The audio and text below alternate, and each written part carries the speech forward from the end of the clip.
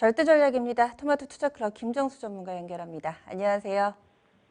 예, 안녕하세요. 반갑습니다. 정수투자 김정수 전문가입니다. 네, 오늘 아리송합니다. 플러스 마이너스를 1시간 내내 좀 오가고 있는데요. 시장 좀 한 줄로 표현을 해주시죠. 지수를 묶어놓는 미중 불확실성. 요거는 제가 좀 쓸게요. 우리가 작년도에 시장을 좀 괴롭혔던 가장 큰 악재 가운데 첫 번째로 이야기할 수 있는 게 미중 무역 분쟁이죠. 그죠? 작년도 미국하고 이제 중국하고의 무역 분쟁에 대한 부분들이 워낙 시장을 괴롭히다 보니까 특히 우리나라 같은 경우는 영향을 상당히 좀 많이 받았습니다. 아무래도 미국하고 특히 이제 중국을 통해서 미국으로 수출되는 우리나라의 이 구조, 산업 구조다 보니까 이 중국에 대한 이 압박은 고스란히 우리나라 산업에 대한 피해로 돌아오고요. 이 부분이 코로나 때문에 잠깐 좀 휴전 상태에 있었다가 작년도 12월 그 초에 스몰딜이 거래가 되고 나서부터 지금은 오히려 이게 이제 좀 악재로 좀 작용을 하면서 가뜩이나 코로나19 가지고서 시장을 좀 괴롭히고 있는 이런 요인들이 있었는데 여기에 이제 불확실성 큰 게 하나 다시 좀 나타나기 시작을 한 거죠. 지금까지 우리나라 주식시장은 미중 무역 분쟁은 스몰딜 이후에 이제 더 나아지는 쪽으로 합의되는 형태로 갈 걸로 봤는데 이게 이제 트럼프 대통령 지지율이 하락하면서 코로나19와 관련된 이제 대응과 관련된 부분들에 대해서 미흡한 부분들이 드러나다 보니까 이게 지금 시장에 또 다시 드러난 형태가 돼버린 거예요. 일단 이 부분에 대해서는 우리가 좀 분명한 경계를 좀 해야 된다고 보고 있고요. 다만 이게 우리가 2018년도에 최초로 나타났던 이 불확실성의 어떤 파워보다는 적을 거로 봅니다.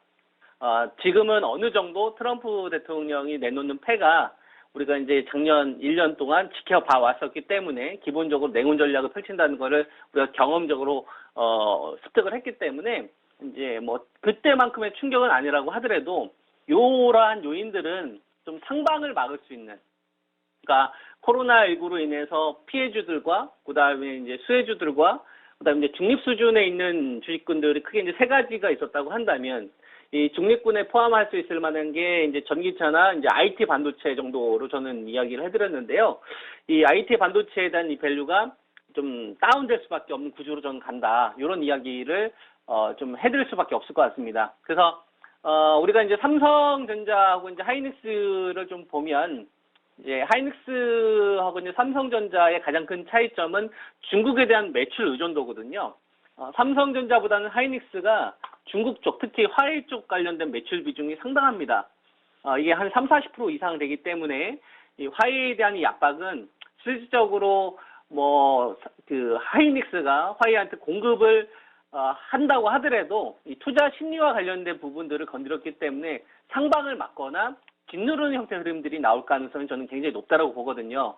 그래서 지난주에 제가 이제 제시해드렸었던 게 코스피 지수 기준으로 이제 1920선 이상권, 그 다음에 코스닥 기준으로 이제 690건 이상권에서는 여기서 좀 더 간다 하더라도 현금에 대한 관리를 좀 반드시 좀 하고, 그 다음에 코로나19와 관련되어서 피해를 보는 업체들 같은 경우에는 멀쩡하다가 갑자기 유상증자를 한다거나 거래 정지가 된다거나 최악의 경우 상폐 이 조치까지 나올 수가 있는 이러한 노이즈가 생길 수밖에 없다. 왜냐하면 코로나로 인해서 실제로 산업 타격을 받기 때문에 현재가로 보이는 이 흐름만 쫓다 보면 오히려 화를 당할 수 있으니 이 부분과 관련돼서 이제 제가 지속적으로 현금 관리에 대한 부분들을 많이 이야기해드리고 있고요. 그리고 이제 지난주에 제가 여러분들에게 유일하게 추천드렸었던 게 이제 원유입니다. 원유.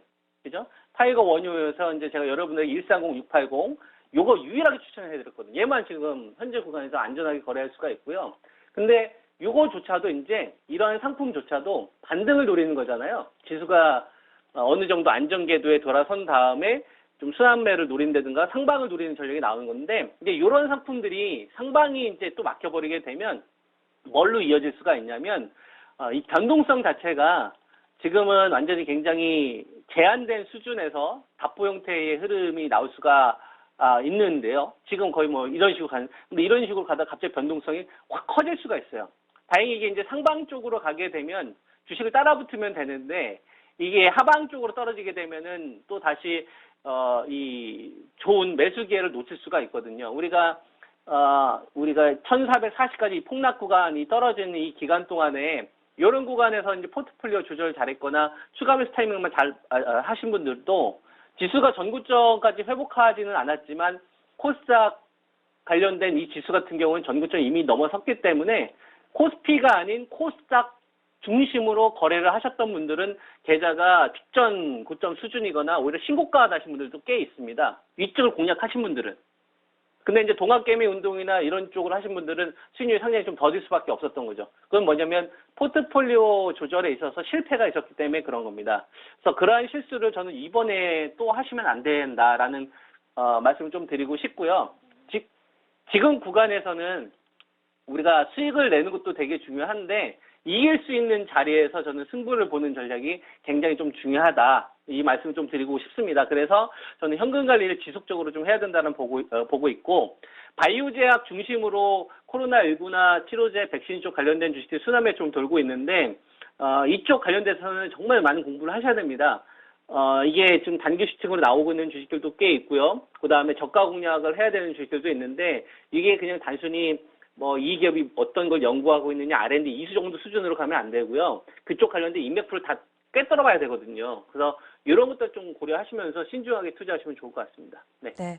어쨌든 간에 현재는 약간의 좀 지수는 크게 좀 기대를 하기가 힘들기 때문에 일정 부분의 현금이 중요하다. 지금 여러 차례 좀 강조를 해 주셨는데요.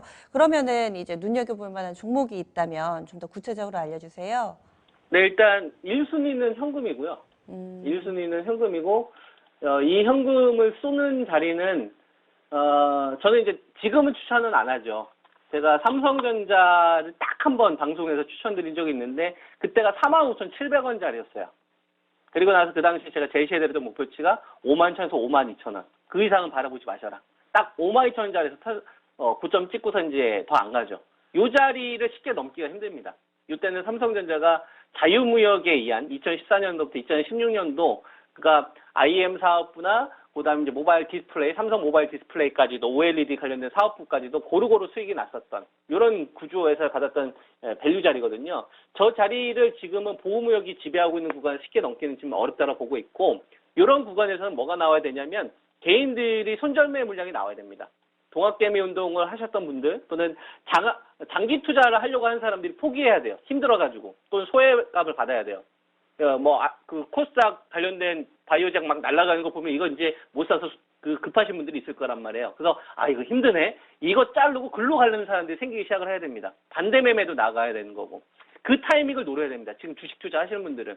그래서 삼성전자는 지금 구간보다는 한 번 아래쪽으로 크게 흔들리는 시점을 기다리는 게 저는 훨씬 더 좋을 것 같고요. 그때 저는 이 방송을 통해서 굉장히 많은 추천을 드릴 겁니다. 그리고 하이닉스도 우리가 주가 수준을 보게 되면 굉장히 낮은 것 같지만 지금 구간에서는 큰 매력이 없다. 화이와 관련된 악재가 좀 소멸해야 된다라는 말씀을 드리고 싶고요. 그 다음에 지난주에 제가 추천드렸던 게 타이거 ETF 원유인데 요거는 오늘 반등 구간에서 한두 차례 정도 좀 제한된 상승 정도 나올 것 같아요. 그래서 뭐 이쪽 공략하신 분들은 크게 욕심을 안 내셨으면 좋겠고 저는 이제 오늘 말씀드리고 싶은 게 ETF 이제 달러 선물 레버리지입니다. 이게 이제 종목 번호가 261250인데 이건 이제 환율에 대한 좀 해지에 대한 부분으로 우리가 이제 편입할 수 있는 종목인데 ETF 요거를 이제 여러분들이 좀 추천드리도록 하겠습니다. 네. 네. 그리고 지난번에 얘기해 주셨던 종목군 가운데서 바이넥스가요. 지금 날짜로 따지면 11일이었습니다. 그때 얘기해 주셨잖아요. 그리고 오늘 장중에 한 20%까지 급등이 돼서 신고가 경신도 나왔거든요. 지금 들고 계시는 분들 이거를 더 갖고 가야 되나 말아야 되나 좀 궁금하실 것 같은데 살짝 좀 코멘트만 해주세요. 저희는 오늘 차익실현했어요. 아침에 급등 나올 때. 그. 예, 저희는 오늘 가지고 있었을 때 급등을 했고요. 네. 이제 어떻게 좀 보냐면 바이오 제약 같은 경우 얘네가 이제 그 NK 세포 제가 중화항체 방송에서 추천드리고 나서 이 주식 날라간 다음에 그 다음에 이제 중화항체 쪽 관련된 주식 이야기했잖아요. 이번에 AACI가 ASCO 주요 의제로 잡혔다고. 얘네들이 이제 중화항체 생산하는 원료를 이번에 이제 담당하게 되어 있는데 이번에 재료 노출에 따른 급등으로 보고 있고요. 제넥신을 비롯한 바이넥스나 이런 것들은 이제는 오히려 좀 호재를 좀 조심해야 된다. 이렇게 이제 좀 보고 있습니다. 그래서 바이오 제약도 지금 좋기는 좋은데 이제 한 템포 좀 타이밍을 늦추시는 게 좋을 것 같습니다. 조정을 기다려야 돼요. 저희는 오히려 알겠습니다. ETF하고 ETL 상품을 지금 많이 활용을 하고 있습니다. 네, 알겠습니다. 충분히 답이 된 것 같아요. 오늘 자세한 말씀 고맙습니다. 예, 감사합니다. 네, 절대전략의 김정수 전문가였습니다. 시장이 다시금 또 하락세에 나타내고 있습니다. 지수는 물론 크게 출렁거리지는 않은데 빨간불, 파란불 빨리 좀 바뀌어가지고요. 종목별로의 움직임 오늘도 주목받고 있습니다. 외국인이 그 사이에 또 매도로 돌아서면서 현재는 코스피, 코스닥 나란히 상끌이 매도세 나오고 있습니다. 남은 시간도 좀 더 집중해 보시고요. 지금까지 다양한 투자 판단에 대한 도움 말씀드렸습니다. 종목의 상승과 하락을 보장하지는 않습니다. 월요병 잘 이겨내시고 마감쯤 다시 찾아뵙겠습니다. 함께해 주신 여러분 고맙습니다.